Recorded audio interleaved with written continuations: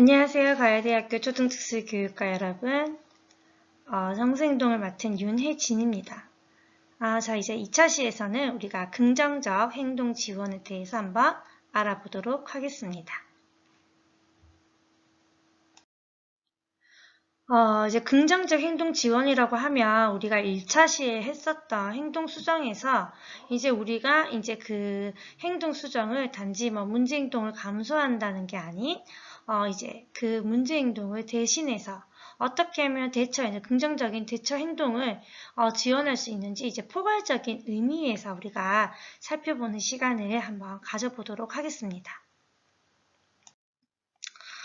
이제 우리가 이 긍정적 행동 지원이라고 하면 단지 특수교육 대상자 아동들만에게 지원되는 게 아니라 이제 우리가 학교 단위로 이제 전체 통합적인 학생들에서부터 이제 우리가 개별화를 받는 특수교육 대상자까지 우리가 이제 이 다단계 모형을 통해서 어떻게 지원을 받을 수 있는지에 대해서 한번 살펴볼 텐데요.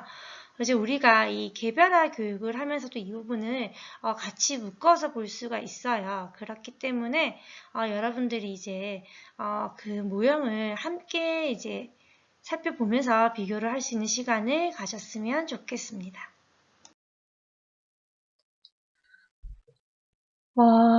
긍정적 행동 지원이라는 것은 이제 우리가 지금까지 이제 여러 가지 이제 학습 이론에 이제 바탕을 두고 우리는 이제 바람직한 행동을 증가시키고 또 그런 문제 행동을 감소시키기 위한 우리가 이제 여러 가지 이런 행동 수정이 어때요? 이제 계속해서 용어라든지 접근 방식이 이제 계속해서 변화해 왔었는데요. 우리가 앞에 배웠던 여러 가지 이론적 개념에서 행동 수정은 이제 파블로프나 스키너의 실험을 이제 바탕으로 했기 때문에 이제 이러한 파블로프나 스키너의 접근법은 이제 초기 단계에서 아무래도 아동이 스스로 한다기보다는 이제 교사가 그 행동을 교정하기 위한 의도나 또 의지가 아주 강하다는 게 바로 그 특징이겠죠. 그래서 이제 교사가 이렇게 다 진행하게 되면 아무래도 거기서 행동을 교조하는데 이제 강제성이라든지 이런 부분이 이제 들어가기 때문에 우리가 이제 그러한 말을 조금 더 순화시키기 위해서 사용된 말이 바로 이제 행동 관리였어요. 그래서 이제 그 아동의 행동을 관리한다라고 말을 해서 이제 그렇게 이제 말이 변화하면서 이제 교사의 주도라든지 또는 교사 중심에서 이제 이제 점점 아동의 자발성이라든지 아동이 주도하는 분위기가 이제 변경이 되게 되고요. 그리고 이제 지금은 교사를 어떻게 보죠? 우리 때는 주입식 교육이었어요. 저 때는. 그런데 지금은 교사는 어때요? 학생에게 안내하는 안내자다. 그리고 학습을 지원하는 지원자다. 그렇게 요즘에는 입장이 많이 바뀌어가고 있죠. 그렇기 때문에 이제 교사가 주도한다가 아니라 이제 교사가 아동에게 안내한다라는 입장이 좀 더 많이 강조되면서 이제 여기서 나온 말이 바로 행동 지원이라는 말이 이제 등장을 하게 됩니다. 이제 우리가 지금 앞에 배웠던 행동 수정이라는 것은 우리가 지금 제일 먼저 기억하는 말이 어때요? 어떤 것부터 떠오르는가요? 강화, 그리고 벌. 이 두 가지가 좀 많이 떠오르시죠? 이거는 우리가 바람직한 행동을 증가를 시키거나 또는 이제 문제 행동을 이제 감소시키는 거에만 포커스를 맞춘다면 강화, 벌 이걸 많이 생각을 하게 돼요. 그래서 우리가 행동을 증가시킬 때는 강화기법을 동원해야 돼요. 그리고 행동을 감소시킬 때는 벌에 의존해요라고 말을 하는데 어때요? 이제 벌을 이용했을 때 이제 발생한 여러 가지 이제 부작용으로 우리가 심리적인 문제까지 일으킬 수 있다. 이래서 요즘에는 벌을 사용하면 안 된다.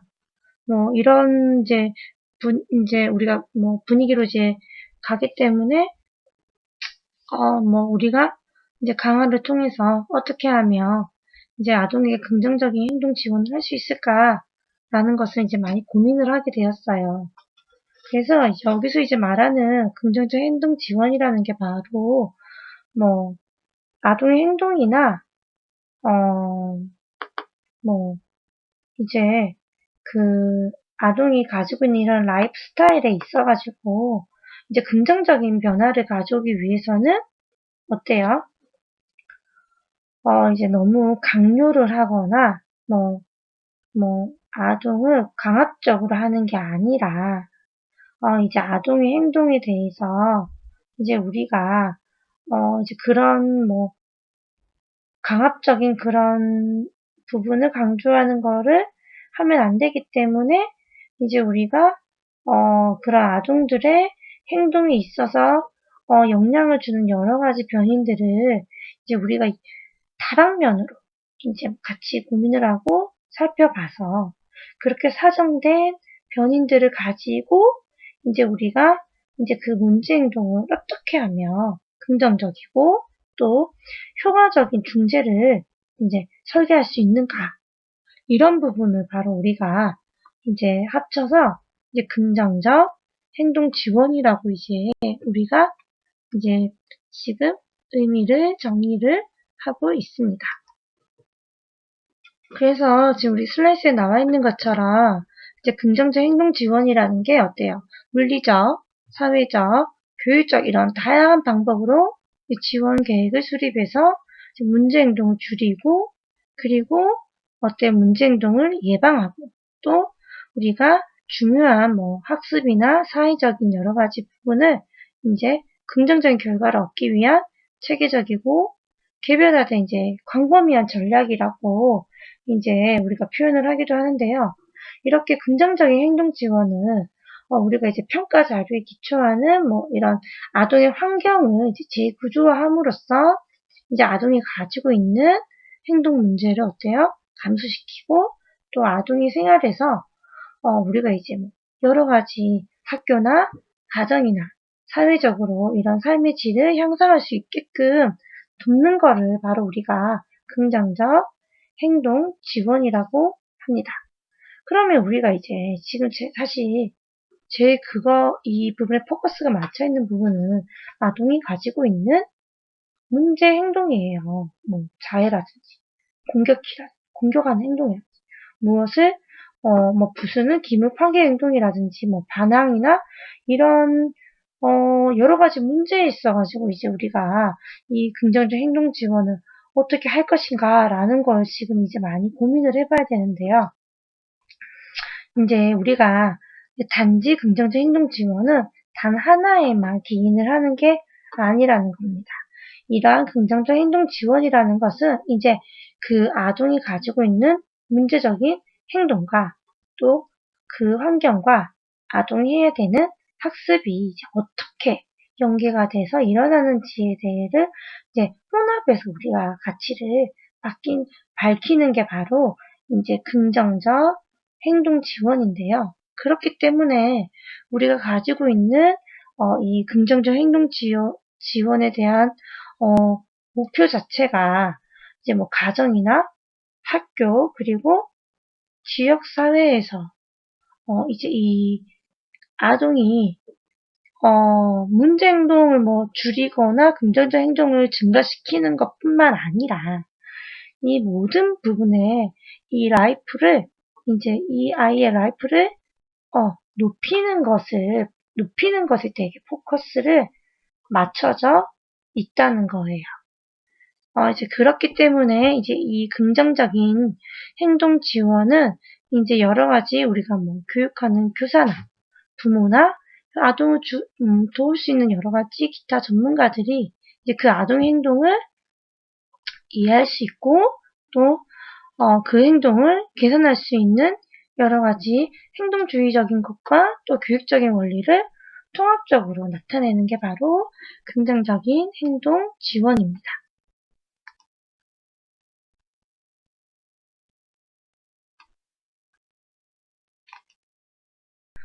이제 그렇다면 우리는 긍정적인 행동 지원에 대한 이제 특성을 한번 살펴볼 텐데요. 이 긍정적 행동 지원의 특성은 이 네 가지로 살펴볼 수 있어요. 이제 그 연구 중심의 행동 과학을 적용하는가. 그리고 생체학적으로 우리가 타당하고 뭐 이제 실제적인 지원을 제공하기 위한 어때요? 복합적인 이런 다중적인 요소의 실제적인 중재. 그리고 세 번째로는 이제 삶의 질 제고인데요. 이제 이게 중요한 우리가 어때요? 생활 방식의 습득의 결과를 어때요? 장기적으로 계속해서 지속성을 가지고 있어야 되겠죠? 그리고 마지막으로 이런 지속적인 효과를 촉진시키는 우리가 이런 체제 내에서의 그런 지원과 변화입니다. 그러면 행동과학의 응용은 어떤 걸까요? 우리가 이제 긍정적 행동 지원이라는 것은 이제 그 아동이나 사람의 바람직한 행동을 촉진시키고 또 우리 그, 문제 행동의 시작이나 진행, 그리고 우리가 어때요? 지원을 뭐 차단하는 환경에 되게 설계하고 초점이 이제 맞춰지고 있는데요. 우리 앞에 배웠던 응용행동 분석 같은 경우에는 이제 뭐 경험적으로 입증된 그런 중재 실체의 개념적 토대가 이제 되고 있어요. 그런데 이제 우리 긍정적 행동 지원이라는 것은 이제 그 앞서 배웠던 이제 그 응용 행동 분석의 이제 개인적인 요구와 이제 뭐 특징 그리고 뭐 지원 간의 이런 여러 가지의 우리 배치나 이제 뭐 적합도를 이제 높이기 위해서 이제 우리가 행동 기능 평가를 이제 뭐 이용을 하게 되고 또 그 문제 행동에 대해서 우리가 살펴본 그런 환경의 재설계를 이용하기 위해서 어떻게 되겠어요? 환경을 재설계를 하게 되면 그로 인한 이제 우리가 문제 행동을 예방할 수 있겠죠. 그리고 또 문제 행동과 어때요? 동일한 기능으로 사용할 수 있는 긍정적인 행동을 우리가 이제 지도를 해야 되겠죠. 그럼으로써 아동이 이제 계속해서 바람직한 행동을 이제 계속 하게끔 우리가 만드는 거예요. 그 가운데서 이제 우리가 아동이 뭐 문제 행동을 하게 되면 보상을 해야 된다? 강화를 해야 된다? 하면 안 되겠죠. 그리고 긍정적인 행동을 했을 때 우리가 계속해서 그 보상을 하면서 행동을 이어갈 수 있게끔 후속 결과를 제공하는 게 바로 긍정적 행동 지원의 응용 행동 분석의 부분입니다. 그렇기 때문에 우리 행동과학의 응용이라는 것도 우리가 응용 행동 분석 입장에서 이제 살펴볼 수 있는데 이 말은 아주 간단하게 얘기를 해도 이제 우리가 이러한 이제 기능 평가의 자료를 꼭 베이스를 해야 된다. 이 기능 평가의 자료를 베이스로 해서 이제 우리가 긍정적이고 뭐 또 예방적이고 기능적인 행동 중재 계획을 꼭 수립을 해서 이제 실행을 해야 된다는 것입니다. 그렇다면 다중 요소의 실제적인 중재는 무엇일까요? 이제 우리가 긍정적 행동 지원은 이제 뭐 가족이나 교사 그리고 이런 여러 전문가들이 이제 자연스럽게 우리 아동에게 이제 계속해서 제공될 수 있는 그런 지원에 이제 우리가 포커스를 이제 맞추고 있는데요. 그렇다면 이제 그 아동이 학교뿐만 아니라 가정, 사회 모든 부분에서 이제 우리가 그 행동을 이제 변화시키는 것을 이제 강조를 한다는 거예요. 그렇기 때문에 긍정적 행동 지원이 이렇게 뭐 학교뿐만 아니라 가정이나 사회까지 폭넓게 이제 우리가 그 행동을 교정하기 위한 효과를 달성하기 위해서는 이제 어때요? 다양한 중재 요소를 포함을 해야 된다는 거죠. 그렇기 때문에 우리가 이런 다중 이론적 관점에서도 이 긍정적 행동 지원이 같이 간다는 것을 여러분들이 이제 알아야 되는 거예요.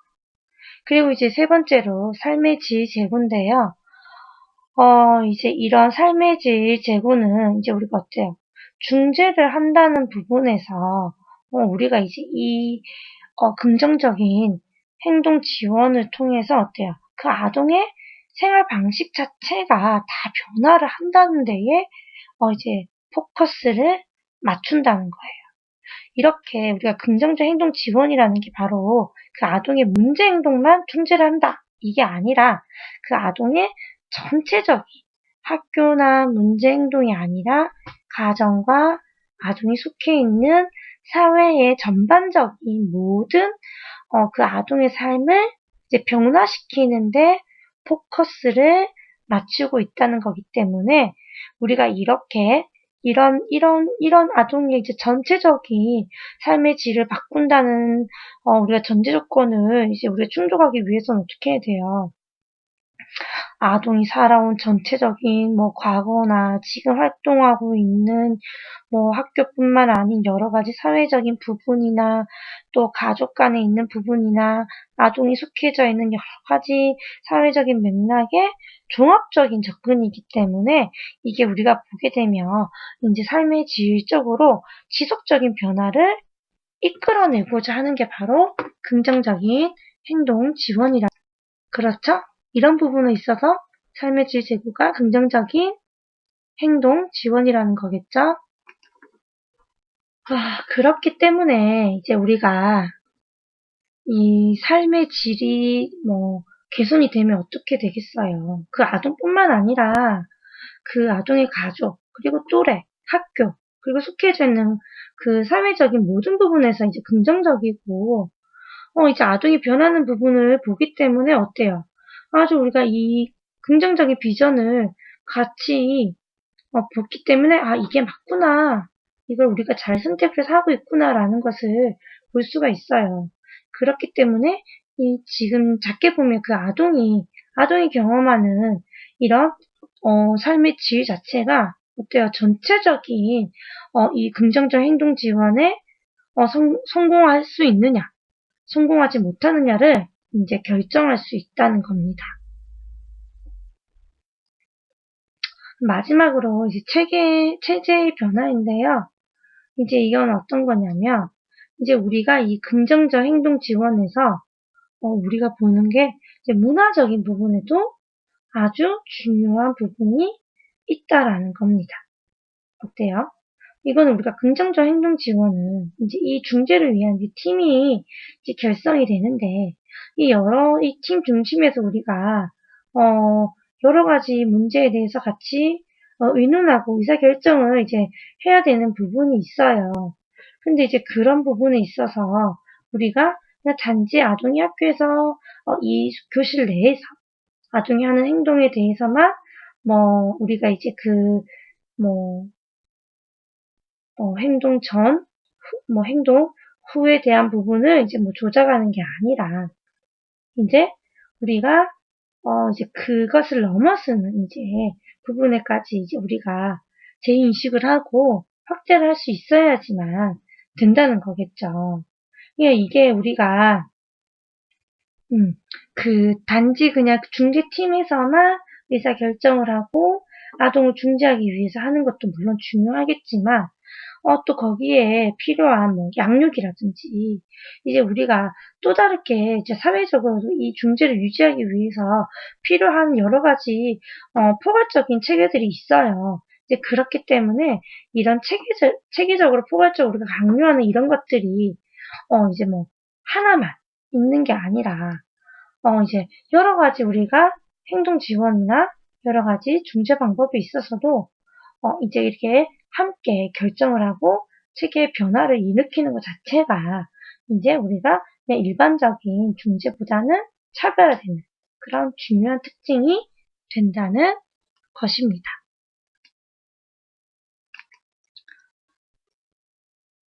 그렇다면 이제 우리가 이 긍정적 행동 지원에 대한 이제 단계별 모형을 통해서 어떻게 하는지에 대한 부분이 이제 이 슬라이드에 설명이 되어져 있는데요. 이제 이 긍정적 행동 지원이라는 것은 이제 우리가 개별적으로 학생을 지도하고 하는 부분이 이제 어렵다는 거예요. 그리고 또 요즘엔 어때요? 가정에. 아이들이 하나 아니면 둘이죠?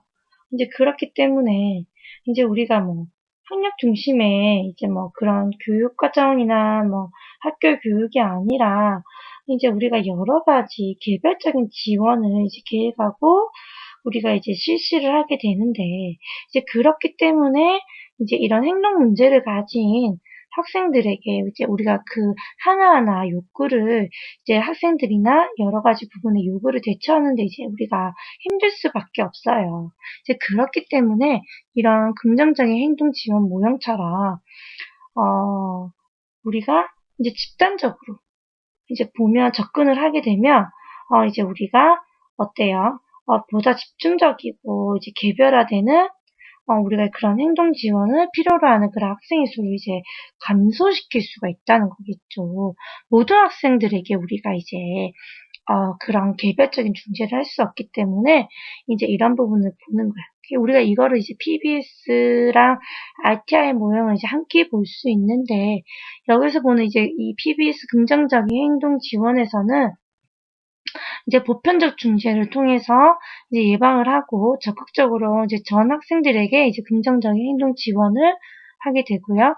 그리고 이제 일부 위험군으로 판명된 학생들에게 이제 그런 표집 직전에 대한 중재를 통해서 또 효과적인 중재를 받을 수 있겠죠.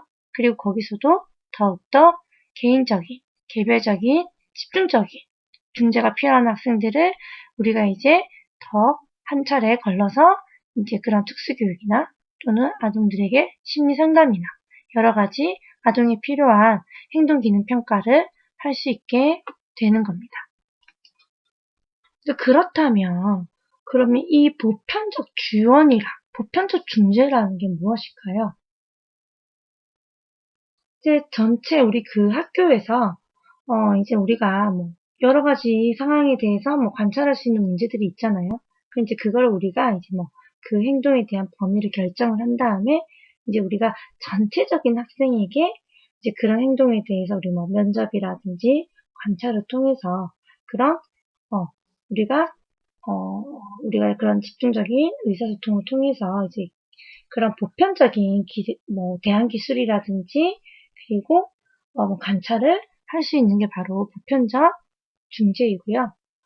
이제 두 번째 단계 표적 중재인 우리가 뭐 집단적인 이제 뭐 그런 지원에서는 이제 여기서 일부 위험한 학생들을 뭐 특정적으로 그 학생들과의 뭐 면담을 한다든지 그리고 그 학생의 그런 행동을 이제 우리가 그 특정한 그런 상황에서 이제 관찰을 해보는 거예요. 그리고 대집단 학교 교실 내에서도 우리가 소집단으로 학생들을 만들 수 있겠죠. 그래서 그런 소집단 학생들을 이제 우리가 만들어서 뭐 행동을 살펴보는데요. 이제 여기서는 지금 2단계, 2단계이기 때문에 이제 그런 약간의 위험군인 학생들이 이제 자기가 어떻게 하고 있는지 그런 자기 관리를 한번 실시시켜 보면서 또 우리가 중재가 가능한지 문제 행동을 찾을 수 있는지 환경의 변화를 일으킬 수 있는지에 대해서 한번 우리가 그런 사회적 기술을 가르칠 수가 있어요. 그런데 여기서도 안 된다. 여기서도 안 되는 거예요. 여기서도 안 되게 되면 이제 집중적인 중재로 넘어가겠죠. 이제 거기서 이제 직접적인 아동을 관찰하고 기능을 분석을 하겠죠. 여기서 꼭 우리가 생각해야 되는 부분은 아동이 생리적인 문제가 있는지, 그리고 환경이 변화되면 괜찮아질 것인지, 그리고 혹시나 우리가 아동에게 여러 가지 자유와 선택의 기회를 주지 않았는지, 또 어때요? 그리고 우리가 이 아동에게 지금 맞게 교육 과정이 이루어지고 있는지, 또 마지막으로 뭐가 있죠? 여러 가지 부분을 아동에게 맞는 일정으로 이루어지고 있는지를 먼저 한번 우리가 파악을 해야 되는 거예요.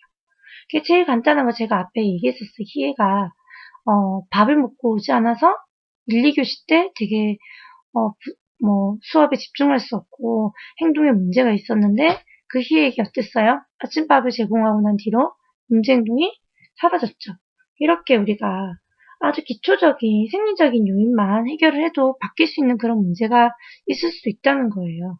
그렇기 때문에 우리가 뭐 생리적인 요인이나 또는 환경적인 요인이나 또 아동이 원하는 뭐 그런 선택이나 아동이 원하는 기회 그리고 또 아동이 원하는 교육 과정이 있을 수 있어요.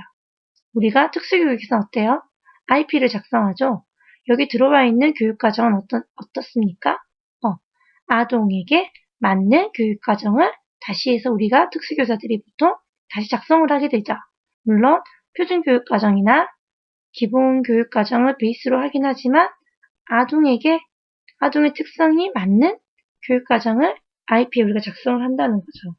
이렇게 뭐 교육과정을 조정을 하고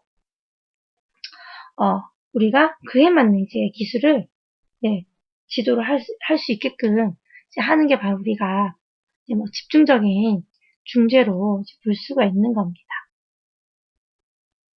그리고 우리가 지금 제가 설명드린 부분은 이제 학교 내에서의 이제 긍정적 행동 지원이 어떻게 단계별로 이루어지고 있는가에 대한 부분이에요.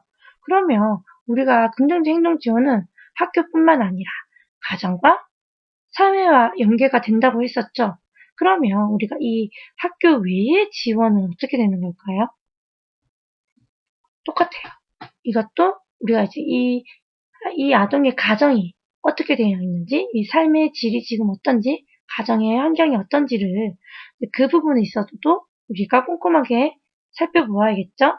그렇게 해서 우리가 아동이 일어나는 문제 행동이 학교뿐만 아니라 가정이나 사회 모든 부분에서 우리가 이제 일어날 수 있는 개별적인 학생 그런 행동을 이제 우리가 살펴봐야 된다는 거겠죠.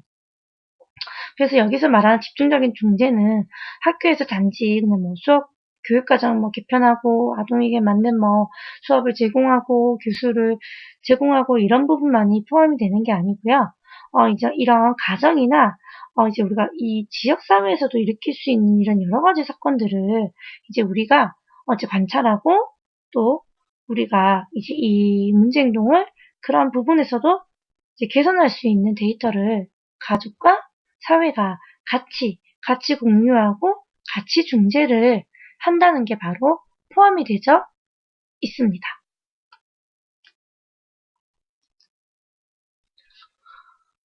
그렇다면 우리는 이제 긍정적인 행동 지원이 어떤 원리로 이루어져 있는지를 알아야겠죠? 근데 제일 중요한 거는 이 아동에게 이런 문제 행동이 나타나지 않기 위한 예방이 제일 중요하다는 거예요. 뭐 예방을 하는 건 어떻게 할까요?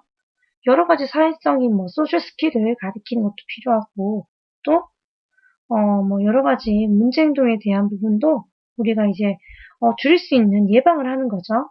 그리고 학업과 행동 프로그램을 이제 같이 통합을 해서 우리가 적용을 함으로써 이제 조금 더 우리가 아동들에게 사회적인 행동을 할 수 있게끔 해주는 것도 필요하고요. 또 이 긍정적 행동 지원은 아까도 봤겠지만, 우리가 모형에서도 살펴봤겠지만, 단지 그런 문제 행동을 하는 소수적인 집중, 대상자 아이들에게만 이루어지는 게 아니에요. 그렇기 때문에 모든 학생들을 고려를 해야 된다는 거와 아주 정확한 증거를 기반으로 우리가 그런 행동 지원에 대한 체계를 갖춰야 되는 것이고, 또 끊임없이 우리가 여러 가지 변할 수 있는 정보를 계속해서 수집을 하고 우리가 그것을 분석을 해서 이용을 할 수 있어야 된다는 겁니다. 그러면 우리가 이런 부분을 교사 혼자서 해결할 수 있을까요? 해결할 수가 없어요. 그렇기 때문에 긍정적 행동 지원 팀이 같이 이루어져서 계속해서 학교뿐만 아니라 가정과 사회, 여러 가지 지원이 연속적으로 이제 우리가 확립이 돼야 되고, 그로 인해서 나타날 수 있는 이제 아동의 긍정적인 행동의 결과가 무엇인지, 그런 부분을 계속해서 우리가 평가를 해야 되겠죠? 그리고 제가, 이걸 예전에 한번 설명한 적이 있었는지 모르겠지만, 이거는 우리가 이 긍정적 행동 지원은 뭐 단발성으로 끝나는 게 아니라 계속 꾸준하게 계속해서 지원을 해야 된다는 얘기예요. 그러면 복잡하거나 뭐 비용이 많이 들거나 뭐 귀찮거나 이러면 할 수 있을까요? 어렵겠죠. 그렇기 때문에 아주 쉽게 누구나 함께 계속해서 할 수 있는 체계가 되어야 된다는 거예요. 그러면 이 슬라이드에 나와 있는 이 긍정적인 행동 지원의 과정인데요. 이제 제가 아까 말했던 그런 원리 중에서 이제 이 과정이 들어가는 거예요. 첫 번째로 어때요? 중재 목표를 확인하는 거겠죠. 이제 우리가 이제 그 아동의 정보와 이런 아동에 대한 자료를 이용해서 이제 우리가 무엇을, 어떤 행동을 관찰할 것인지, 그리고 이 행동이 지금 얼마나 나타나고 있고, 얼마나 심각한지를 이제 우리가, 이제 알아봐서 그거를 목표 행동을 무엇을 할 건지에 대해서 결정을 해야 되겠죠? 그리고 어때요? 우리가 이제 그 아동을 뭐 면담을 하거나, 직접 관찰을 하거나, 또는 앞서 배웠던 기능 분석을 이용해서 이제 그 아동에 대한 문제 행동에 대한 정보를 어때요? 수집을 해야 되겠죠? 그리고 나서 이 정보를 수집한 이 정보를 가지고 우리가 아동에 대해서 요약문을 작성할 수 있어야 된다는 거예요. 왜 작성해야 될까요? 이거는 교사 혼자서 했나요? 아니면 여러 사람이 같이, 함께 중재를 해야 된다고 했나요? 그렇죠. 같이 할 거예요. 그렇기 때문에 누구나 이 이 요약문을 봤을 때, 아동이 하는 문제 행동이 어떤 것인지, 그리고 뒤에 어떤 행동이 나타나는지를 알아야지 같이 연결해서 중재를 할 수 있겠죠? 그렇기 때문에 이 요약문을 작성을 한 다음에 이제 그 행동 지원 계획을 이제 수립을 하게 됩니다.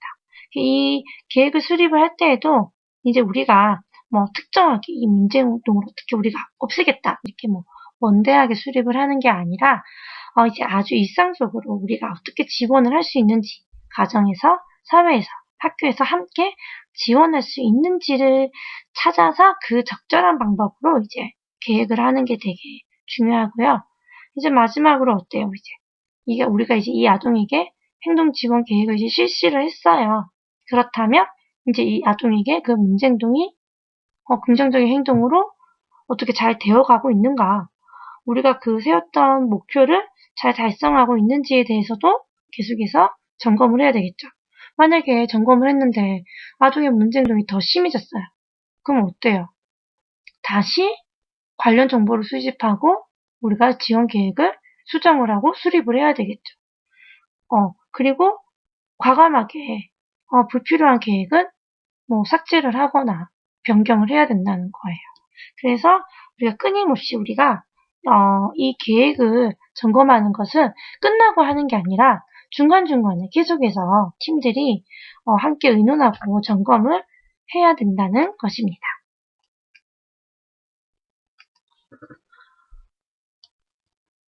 이제 여기서는 이제 긍정적인 행동 지원을 위한 전략인데요. 우리가 아까 봤었던 정적 강화, 부적 강화, 그리고 간격 자극 이런 부분에 있어서 이제 관련된 전략들이 나오고 있어요. 이제 정적 강화 같은 경우에는 이제 우리가 문제 행동을 통해서 봤던 강화 대신에 이제 우리가 그 긍정적인 행동을 했을 때 이제 강화를 받게 해주는 거겠죠. 그러려면 어떻게 해야 되죠? 이제 문제 행동을 했을 때 주는 강화는 없애야 되겠죠? 그리고 우리가 긍정적인 행동을 했을 때에만 강화를 많이 제공하게 해야 된다는 거예요. 그리고 이거는 이제 우리가 아동에게 말없이 했을 때 제공하는 게 아니라 아동에게 이거는 긍정적인 행동이야. 이거는 문제 행동이 될 수 있어. 그리고 네가 이러한 긍정적인 행동을 했을 때 나는 이러한 강화를 제공할 거야 라는 것을 자세하게 알려주는 것도 중요합니다.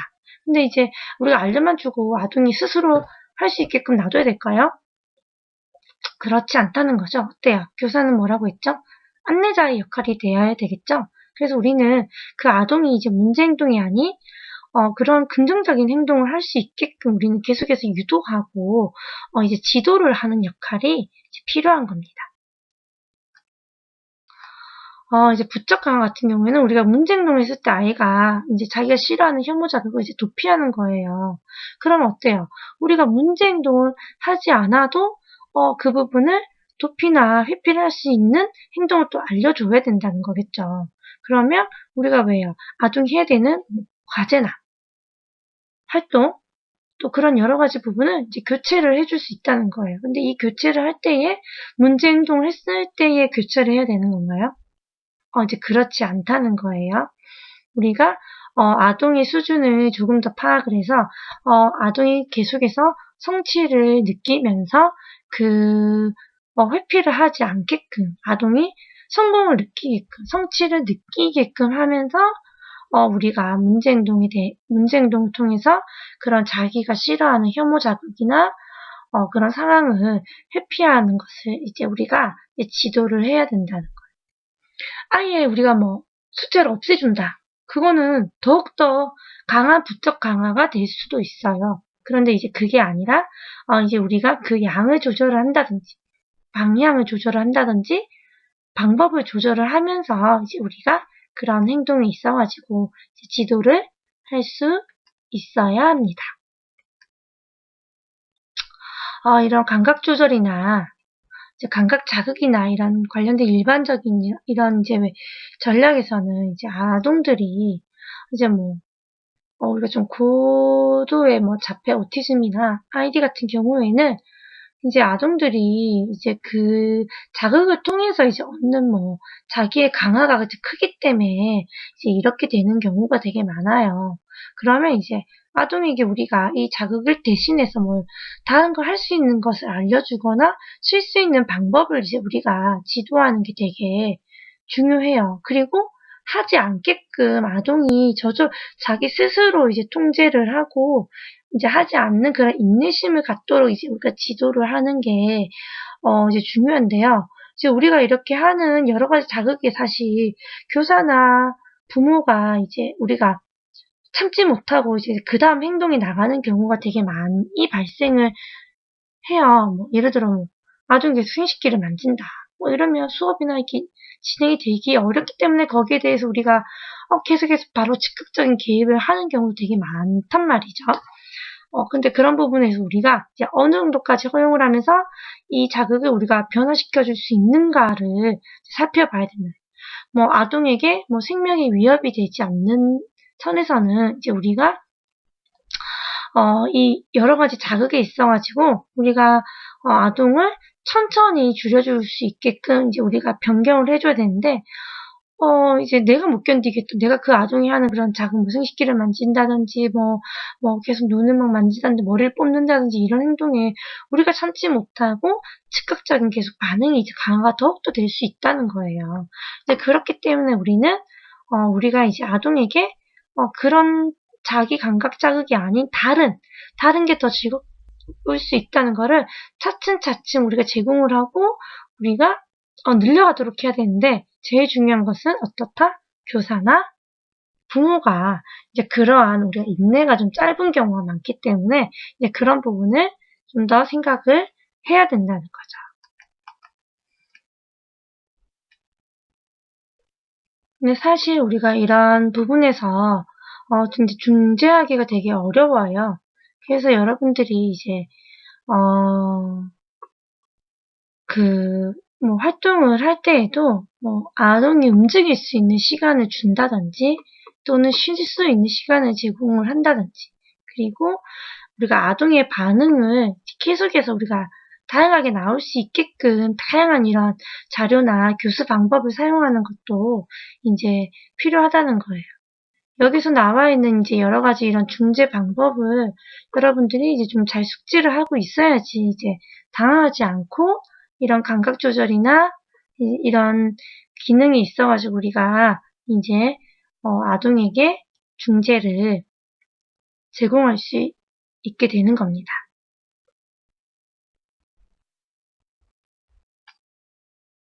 자, 이제 우리가 긍정적 행동 지원의 이제 이 중재에 대해서 한번 살펴봤는데요.